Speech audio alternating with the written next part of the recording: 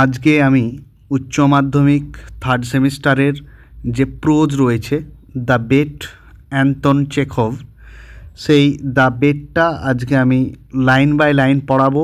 এবং যেহেতু ক্লাসটা আজকে প্রথম শুরু করছি, তাই প্রথমত বিষয়বস্তুটা আমি বলে নেব। যেহেতু এটা অনেকটাই বড় প্রোজ তোমাদের, তাই আমি একটু বিষয়বস্তুটা বলে দিলে তোমাদের হয়তো ইন্টারেস্ট জাগবে প্রোজটির ব্যাপারে।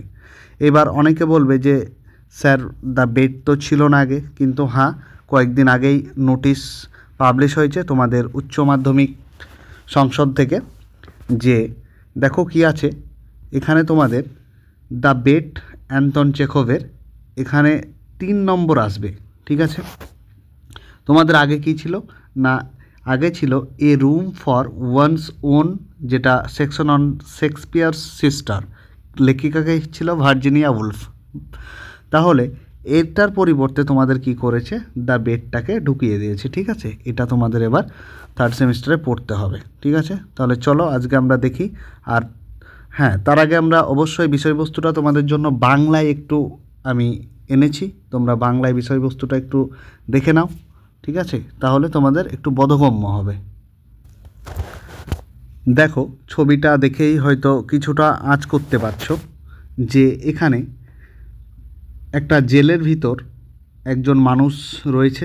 ঠিক আছে, তো আমরা লাইন বাই লাইন একটু বাংলা যেটুকু আমি লিখেছি তোমাদের সুবিধার্থে বা বোঝার সুবিধার্থে, চলো আগে এইটুকু 5 মিনিট আমি গল্পের বস্তুটা বুঝিয়ে দিই। ঠিক আছে, বিষয়বস্তুটা বুঝিয়ে দিই, তাহলে পরবর্তীতে লাইন পড়তে একটু সুবিধা হবে।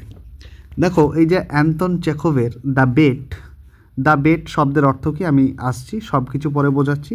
দ্য বেট অ্যাকচুয়ালি এটা বলে দেওয়াই ভালো। দ্য বেট শব্দের অর্থ হচ্ছে বাজি। ঠিক আছে, যেটাকে স্টেক বলা হয় ইংরেজিতে, আরেকটা এর সিনোনিম আছে, সেটা হচ্ছে স্টেক। ঠিক আছে, তো ছোট গল্পটি, এটা একটা ছোট গল্প যেটাকে তোমাদের প্রোজ হিসাবে আখ্যা দেওয়া হয়েছে এখানে। তো ছোট গল্প বলা হচ্ছে, শর্ট স্টোরি। এটি একজন ধনী ব্যাংকার। তাহলে ক্যারেক্টার কে কে রয়েছে দেখো, একজন ব্যাংকার রয়েছে এবং একজন তরুণ আইনজীবীর মধ্যে, তাহলে কে রয়েছে, আর একটা তরুণ আইনজীবী রয়েছে। এই দুজনের মধ্যে একটি কথোপকথন ও তার পরিণতি নিয়ে, যেখানে বাজিটি ছিল 15 বছর স্বেচ্ছায় কারাবাস আর মৃত্যুদণ্ড, এর মধ্যে কোনটি ভালো সেই বিষয়ে কিন্তু এটা রয়েছে। ঠিক আছে, তাহলে চলো এবার গল্পের মূল বিষয়বস্তুয় আমরা যাই। মূল বিষয়বস্তু হচ্ছে, প্রথমেই আমরা একটা পয়েন্ট করতে পারি বাজির প্রস্তাব। তাহলে বাজির প্রস্তাব নিশ্চয়ই এখানে কেউ না কেউ দিয়েছিল। গল্পের শুরুতে দেখো, গল্পের শুরুতে একটা পার্টি, সেই পার্টিতে যেখানে একজন ধনী ব্যাংকার এবং আইনজীবী ছিল, একে অপরের সাথে বাজি ধরেন। ব্যাংকার বাজি ধরেন যে, ব্যাংকার মানে যারা ব্যাংকে থাকে। ঠিক আছে, এটা একটু বুঝে নিও। তাহলে এখানে ব্যাংকার বাজি ধরে যে মৃত্যুদণ্ড যাবজ্জীবন কারাদণ্ডের চেয়ে বেশি নৈতিক এবং মানবিক। তাহলে মৃত্যুদণ্ডটা কারাদণ্ডের চেয়ে কি না মানবিক এবং নৈতিক, এবং আইনজীবী এর উল্টোটা প্রমাণ করতে চান। ঠিক আছে, অর্থাৎ আইনজীবী যারা ওকালতি করে, ঠিক আছে, তারা একটু প্রমাণ করার দিক দিয়ে বেশি এক্সপার্ট। এই নিয়ে একটা বাজির প্রস্তাব ধরে। এরপর দেখো, বাজির শর্ত দিয়ে আমি একটা পয়েন্ট করেছি, বাজির শর্ত। এবার কি কি শর্ত দেবে নিশ্চয়ই দেখো, যে বাজিটি ছিল আইনজীবী যদি 15 বছর স্বেচ্ছায় নির্জন কারাগারে থাকতে রাজি হন, তবে ব্যাংকার তাকে মোটা অঙ্কের একটা টাকা দেবে, আর যদি সে তা না পারে তবে তার জীবন বাজি থাকবে। তাহলে এটা একটা লাইফের ব্যাপার। ঠিক আছে, এটা হচ্ছে বাজির শর্ত। তারপর 3 নম্বর আমি একটা পয়েন্ট করেছি, দেখো আইনজীবীর কারাবাস। আইনজীবীর কারাবাসে কি না, আইনজীবী বাজিটি জেতার জন্য 15 বছর নির্জন কারাগারে কাটানোর শর্তে রাজি হন এবং দীর্ঘ সময় ধরে একা থাকার কষ্ট সহ্য করেন। এরপর আরেকটা পয়েন্ট করেছি আমি, সময় এবং মানসিক পরিবর্তন। যে 15 বছর কাটানোর পর আইনজীবী বাজি জেতার জন্য প্রস্তুত হয়ে যান। তাহলে 15 বছর কি করলো, একা একা চেষ্টা করলো, ঠিক আছে, দিনগুলি কাটানোর।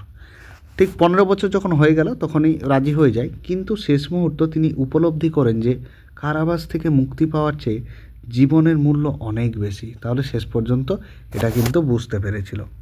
এরপর বাজির ফলাফলটা কি হয়েছিল, ফলাফলটা একটু জেনে নাও। শেষ পর্যন্ত আইনজীবী বাজিটি জেতার জন্য প্রস্তুত হলেও তিনি তা ত্যাগ করেন এবং ব্যাংকারকে বাজি জেতার টাকা ফেরত দেন। তাহলে শেষ পর্যন্ত ফেরত দিয়েছিল এবং তিনি বুঝতে পারেন যে কারাবাস থেকে মুক্তি পাওয়ার চেয়ে জীবনের মূল্য অনেক বেশি। ঠিক আছে, তাহলে এখান থেকে আমরা এই যে প্রোজ বা গদ্য, এখান থেকে আমরা কি বুঝতে পারি?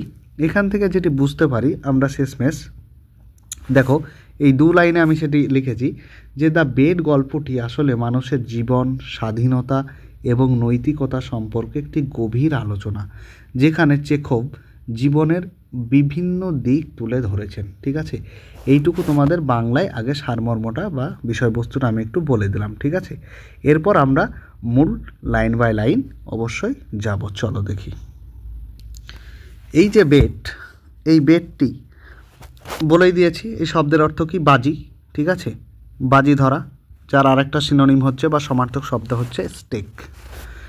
ইনি হচ্ছেন একজন রাশিয়ান প্লেরাইট এবং শর্ট স্টোরি রাইটার, একজন রাশিয়ান লেখক।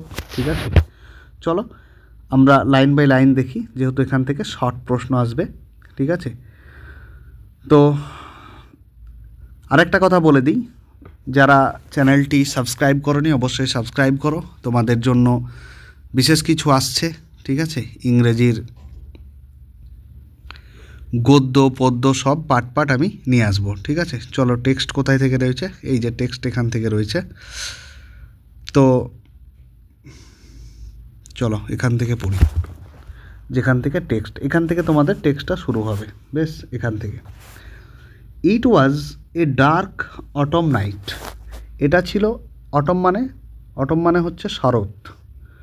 এটা হচ্ছে একটা শরতের রাত্রি, যেটা অন্ধকার রাত্রি। ঠিক আছে, এবার রাত্রি তো অন্ধকারই হয়, তাহলে এটা কেমন ছিল না শরতের সময় অন্ধকার এক রাত্রি ছিল। The old banker was walking up. Walking up মানে তিনি যাচ্ছিলেন হেঁটে, আপ অ্যান্ড ডাউন। এখানে ওয়াকিং আপ অ্যান্ড ডাউন মানে তোমার এদিক ওদিক। ঠিক আছে, তাহলে এদিক ওদিক ওল্ড ব্যাংকার হাঁটাচলা করছিল। হিজ স্টাডি মানে তার পড়াশোনা নয়, কিন্তু এখানে হিজ স্টাডি মানে তার স্টাডি রুম, যেটা বা পড়াশোনার যে ঘর ছিল সেখানে। অ্যান্ড রিমেম্বারিং, এবং কি স্মরণ করছে? রিমেম্বারিং মানে মনে করা বা স্মরণ করা, যে 15 ইয়ার্স বিফোর, 15 বছর আগে, he had given a party, অর্থাৎ সে একটা পার্টি দিয়েছিল, ওয়ান অটম ইভিনিং, এক শরতের সন্ধ্যাবেলায়। তাহলে এক শরতের সন্ধ্যাবেলায় তিনি কি দিয়েছিলেন? একটা পার্টি দিয়েছিলেন 15 বছর আগে। এখানে তোমার শর্ট প্রশ্ন আসতে পারে যে কত বছর আগে। ঠিক আছে, খেয়াল রাখবে এটা 15 বছর আগে।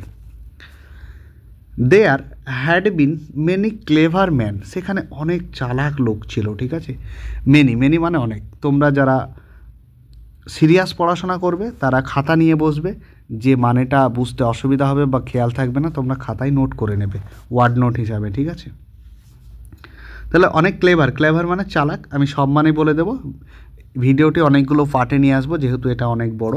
ঠিক আছে, and there had been interesting conversation. Interesting মানে জানো সবাই, আগ্রহী, যারা মানে আগ্রহ আর কি। ঠিক আছে, তাহলে আর কনভারসেশন মানে কথোপকথন, তাহলে সেখানে অনেক ইন্টারেস্টিং কথাবার্তা চলছিল। ঠিক আছে, মানে আগ্রহমূলক কথাবার্তা চলছিল। এবং আদার থিংস, অন্যান্য জিনিসের মধ্যে, they had talked of capital punishment. আর তারা কিসের কথা বলছে? না ক্যাপিটাল পানিশমেন্টের কথা বলছে এখানে। তাহলে ক্যাপিটাল পানিশমেন্ট শব্দের অর্থ কি? ক্যাপিটাল পানিশমেন্ট শব্দের অর্থ হচ্ছে যে ডেথ সেন্টেন্স মানে মৃত্যুদণ্ড। তাহলে তারা কি বলছিল? না মৃত্যুর দণ্ড নিয়ে কথা বলছিল। The majority of the guests, অর্থাৎ এখানে অতিথিদের যে প্রাধান্য, মেজরিটি মানে যেখানে বেশি থাকে আর কি। ঠিক আছে, মানে ওই যে গেস্টগুলি এসেছিলো সেই গেস্টগুলির মেজরিটি মানে বেশিরভাগই, অ্যামং হুম ওয়ার ম্যানি জার্নালিস্ট, যাদের মধ্যে কী ছিল? অনেক জার্নালিস্ট ছিল। জার্নালিস্ট মানে কি? জার্নালিস্ট মানে হচ্ছে সাংবাদিক। তাহলে জার্নালিস্ট মানে কি? না জার্নালিস্ট মানে সাংবাদিক। তোমরা লিখে নিও, ঠিক আছে, খাতায় সব। অ্যান্ড ইন্টেলেকচুয়াল ম্যান, ইন্টেলেকচুয়াল মানে যারা বুদ্ধিসম্পন্ন, ঠিক আছে, বা প্রতিভা সম্পন্ন। তাহলে কিছু কিছু বুদ্ধি সম্পন্ন বা প্রতিভা সম্পন্ন এবং সাংবাদিক ছিল যাদের মধ্যে, ঠিক আছে। ডিসঅ্যাপ্রুভড অফ দ্য ডেথ পেনাল্টি, যারা মৃত্যুর যে মানে মৃত্যুদণ্ড আর কি, ঠিক আছে, ডেথ সেন্টেন্স, সেই পেনাল্টিটা কী করলো, ডিসঅ্যাপ্রুভ করলো, মানে কেউ অ্যাপ্রুভ করলো না। ডিসঅ্যাপ্রুভ মানে সমর্থন না করা। দে কনসিডার্ড, ওয়েট লেখাগুলো একটু মুছে দিই। দে কনসিডার্ড দ্যাট, তারা কনসিডার করলো মানে বিবেচনা করলো যে form of punishment out of date. তাহলে form of punishment out of date মানে কি, যে ওই ধরনের মৃত্যুদণ্ড, ফর্ম অফ পানিশমেন্ট মানে ওই ধরনের মৃত্যুদণ্ড আউট অফ ডেট, এটা একদম বহির্ভূত, ইমোরাল, অনৈতিক, অ্যান্ড আনসুইটেবল মানে কি না, যেটা অনুপযুক্ত, ঠিক আছে, যেটা উপযোগী নয়। কাদের জন্য? ফর ক্রিশ্চিয়ান স্টেটস, অর্থাৎ যে ক্রিশ্চিয়ান স্টেটগুলি বা রাষ্ট্রগুলি রয়েছে সেই সব রাষ্ট্রগুলির জন্য এই যে ডেথ পেনাল্টি, এটা তারা মানেনি আর কি, ঠিক আছে। এটা প্রথমেই ডিসঅ্যাপ্রুভ করেছিল, ঠিক আছে। তাহলে এই যে ডিসঅ্যাপ্রুভমেন্ট করার ফলে অনেকজন এটা বলছে যে immoral, out of date, unsuitable, ঠিক আছে।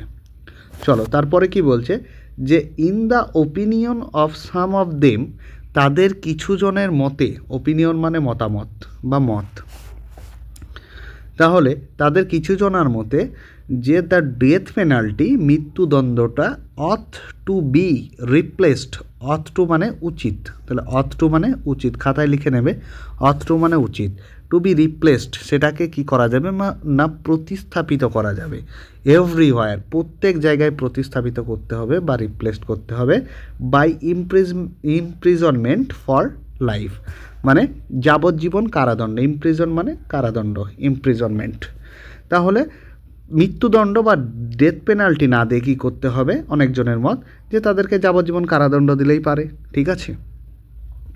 চলো আর একটু পড়িয়ে দিই এই প্যারাটা, নাহলে ভিডিওটি অনেক লম্বা হয়ে যাবে। আমি পরপর পার্ট ভিডিওটি নিয়ে আসবো, তোমরা চ্যানেলটি অবশ্যই সাবস্ক্রাইব করে রেখো যাতে সবার আগে পেয়ে যাও। I don't agree with you, এখানে দেখো কি বলেছে পরবর্তী প্যারাতে, যে I don't agree with you, আমি তোমার সাথে একমত নই। এগ্রি উইথ মানে রাজি হওয়া বা সম্মত হওয়া, ঠিক আছে। তাহলে আমি তোমার সাথে একমত নয় বা সম্মত নয়, said their host the banker, তাহলে তাদের যে হোস্ট বা অতিথি এসেছিল, এখানে হোস্ট যে আর কি সামলায় ব্যাপারটা, ঠিক আছে, সেই ব্যাংকার বলেছিল। এখানে প্রশ্ন আসতে পারে যে হোস্ট কে ছিল সেখানেকার, তাহলে দ্য ব্যাংকার, ঠিক আছে, শর্ট প্রশ্ন আসবে তোমাদের যেহেতু। I have not tried either the death penalty or imprisonment for life, তাহলে এইটুকু দেখো যে আমি চেষ্টা করিনি, আই হ্যাভ নট ট্রাইড, আমি চেষ্টা করিনি কোনটাকে, আইদার দ্য ডেথ পেনাল্টি মৃত্যুদণ্ড অর ইমপ্রিজনমেন্ট ফর লাইফ, অর্থাৎ জীবনের যেটা যাবজ্জীবন কারাদণ্ড আর কি। তাহলে এই দুটোর মধ্যে কোনোটাই তিনি কিন্তু প্রয়াস বা চেষ্টা করেননি। কেন? যে বাট ইফ কিন্তু যদি, ওয়ান মে জাজ এ প্রায়োরি, ঠিক আছে, এখানে প্রায়োরি শব্দের অর্থ কি? প্রায়োরি শব্দের অর্থ হচ্ছে যে কোনো রকম পরীক্ষামূলক প্রমাণ ছাড়াই, এটা হচ্ছে একটা ল্যাটিন ওয়ার্ড, ঠিক আছে, ল্যাটিন ওয়ার্ড যার অর্থ হচ্ছে কোনো রকম পরীক্ষামূলক প্রমাণ ছাড়াই।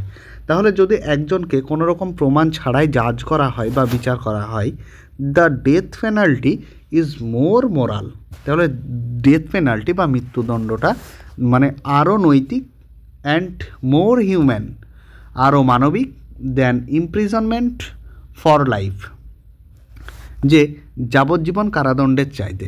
তাহলে যাবজ্জীবন কারাদণ্ডের চাইতে ডেথ পেনাল্টি কি আরও মানবিক বা আরও নৈতিক? ক্যাপিটাল পানিশমেন্ট আগেই বলেছি আমি যে মৃত্যুদণ্ড, তাহলে capital punishment kills a man at once মানে তৎক্ষণাৎ। তাহলে একটা মানুষকে মৃত্যুদণ্ড বা এক কথায় মৃত্যুদণ্ড, হ্যাঁ, তাহলে মৃত্যুদণ্ড একটা মানুষকে কী করে? তৎক্ষণাৎ মেরে ফেলে, ঠিক আছে। যে ঠিক আছে তোমাকে ডেথ সেন্টেন্স বা ক্যাপিটাল পানিশমেন্ট দিয়ে দিলাম, মৃত্যুদণ্ড দিয়ে দিলাম, তাহলে তার আর কোনো ব্যাপারই নেই। বাট কিন্তু লাইফ লং ইমপ্রিজনমেন্ট মানে জেলে বলে না যে যাবজ্জীবন জেল হয়ে গেল, তোমার যাবজ্জীবন জেল মানে তোমার জেলের ভিতরেই সারা জীবন কাটাতে হবে।